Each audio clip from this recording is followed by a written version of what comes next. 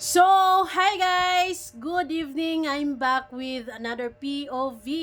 So, ngayon guys, magbibigay lamang tayo ng point of view dito sa iba't ibang reaction ng mga viewers sa totoo lang nang mapansin nila yung medyo lumubo yung liig ni Viancy.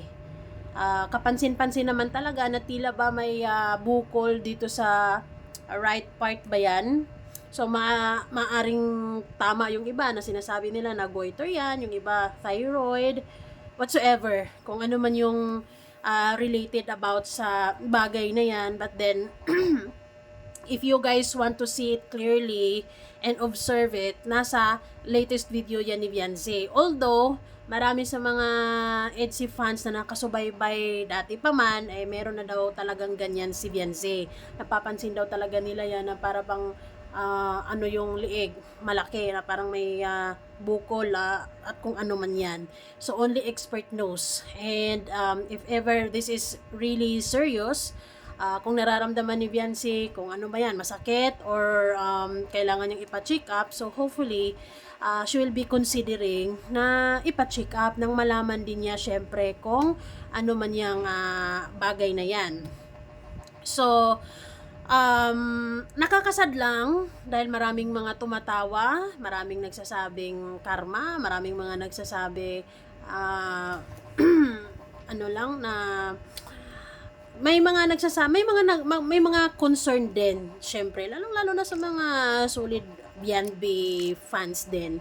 They're worried about it din, and hopefully Viancy will be fully aware kung ano man yung nasa liig niya, kasi siya lang naman yung mismo ang nakakaramdam niyan. Kung masakit ba yan, is it bothering kapag nagsasalita siya, inuubo ba siya dyan, whatever, masakit ba yan, ganon. So, siya lang naman ang nakakaramdam kung ano man yung ano na yan, bagay na yan. If it's serious, sigurado naman ako na ipapatingin niya yan, di ba? So ngayon, maaring yung mga tumatawa sa bagay na yan ang napapansin nila na lumaki ang liig ni Viancy, I think they are those viewers na hindi pa totally natanggap kung ano man ang nagawa ni Viancy sa Kalingap. Yung tipong mga taong walang pakialam talaga, 'di ba? Pero ako naman kasi, sana kung walang pakialam ay pwede mo namang i-ignore na lang at hindi na lang mag-iwan ng kung ano mang masakit pang sasabihin, lalo na if it's like that na health related, 'di ba? Kasi para sa akin kasi pagdating na kasi sa mga health issues, health related, yung mga sakit-sakit na yan kasi hindi yan pwedeng tawanan hindi yan pwedeng karma na yan, so and kung ano pang mga masasamang sasabihin natin sa kanya, although hindi naman talaga naging maganda yung nangyari lately, 'di ba? Pero alam mo 'yon, yung mga ganyang sakit kasi whatever, kung ano mang mga sakit-sakit na 'yan, it will happen kasi it can happen to any one of us na hindi rin magandang pakiramdam or hindi rin maganda sa pakiramdam natin kung sakali mang meron na tayo sa ganyang sitwasyon. Wag naman sana na tatawanan pa tayo imbis na bigyan tayo ng comfort, bigyan tayo ng tulong, bigyan tayo ng payo, 'di ba? Pero since andito nga siya sa SOCMED, ganun talaga, hindi maiwasan na may mga tao talaga na walang konsiderasyon, 'di ba? Kahit magkasakit ka na diyan at kung ano-ano mang mga mararamdaman mo, the more na you feel pain, may mga tao talaga na magiging masaya sa parting iyon. Ikaw mismo, hindi mo yan kontrolado. So si Viancy ay magiging matatag na lang siya sa kung ano mang sari-saring mga komento ng bawat isa talaga, kasi pag health related, lalo na sa mga ganyan, hindi kasi yan hindi kasi biro yan 'di ba? Hindi kasi para lang sa akin, ako kasi hindi ako natutuwa at hindi ko pwedeng sabihin na ay tama lang yan sa kanya, ay okay, masaya ako na nakita ko siya na ganyan. Hindi kasi dahil siguro I've been there. Isa din ako sa mga nakaranas talaga ng sobra-sobra, yung parang yung health mo is talagang yun yung masasabi mo, health is wealth talaga.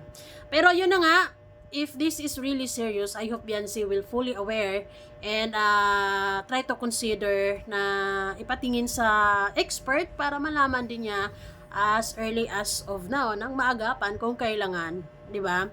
Pero kung tulad ng sinasabi ng iba na maaring shadow lang yan, maaring sa pag-i-edit lang, maaring sa it's because sabi nila fat. Kasi ako mataba ako pero yung ligo ganun. Ay sana wag naman. Ang hirap kasi isipin mo pag meron kang goiter, diba? Si Miles Ocampo nagkaroon ng thyroid problem. Inoperahan nata yun, and then ang isa sa mga side effects yan siguro dahil sa mga gamot is yung pagtaba na hindi mo kontrolado, di ba? And I hope na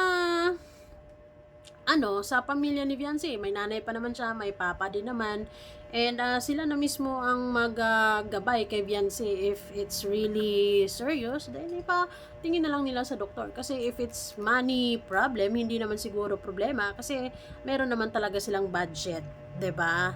So sa mga tumatawa ay hindi natin kontrolado yung mga ganong klaseng tao. And pangalawa, sa mga nagsasabing karma, only God knows.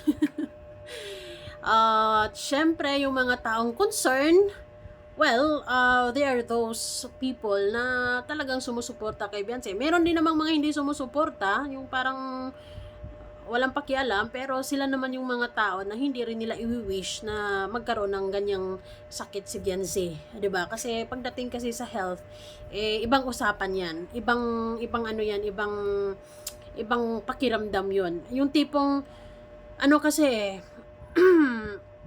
I believe talaga na health is wealth. Anything happen sa isang tao, lalo na pag mga about sa mga sakit-sakit, talagang nakakapanik, 'di ba? Na hindi maganda sa pakiramdam talaga. Kahit sino na miyembro sa pamilya mo na mahal mo, tapos mababalitaan mo na merong mga ganitong sakit, talagang it's not easy to feel, 'di ba? Hindi maganda sa pakiramdam, sa totoo lang. And I hope na ayun, sana man lang may pa-check up nila 'yan, 'di ba? Kasi si Beyonce lang naman yung nakakaramdam niyan kung ano man 'yan. Kasi kung sabi nilang goiter, may goiter daw na sa loob, mayroon namang sa labas. Pag sa labas, yun yung sigurong lumulobo talaga. I don't know, I'm not expert at all. So, only doctor knows about sa bagay na yan. Pero ayun, so far naman, si Beyonce sa mga live niya, hindi naman siya nagpaparinig, which is good, di ba? Although, talaga yung mga reactors niya, walang mga preno-preno, pero and tuloy pa rin yung pag-shoutout niya. Bahala na nga sila sa bagay na yan. Yung bagay na yan, yung issue about sa mga ganito, ganyan, iba naman to pagdating sa mga, iba naman yun pagdating sa usaping health, pagdating sa usaping mga sakit-sakit na yan, ay medyo sensitive ako sa part na yan. Kasi hindi maganda sa pakiramdam talaga na may mga taong nagiging masaya kapag magkakasakit ka, may mga taong simply praying na mamatay ka na lang.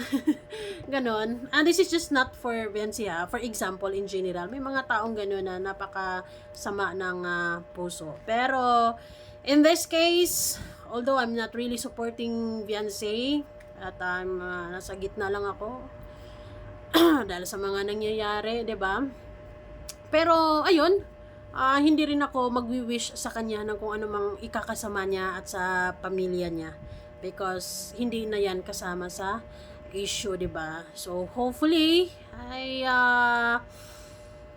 magiging aware si Beyonce sa liig niya na yan, at mapakiramdaman niya yan, nang sa ganun ay mapa-check up na lang din, at nang yung mga viewers na sobrang concern, sobrang worry, ay makalma na rin, 'di ba?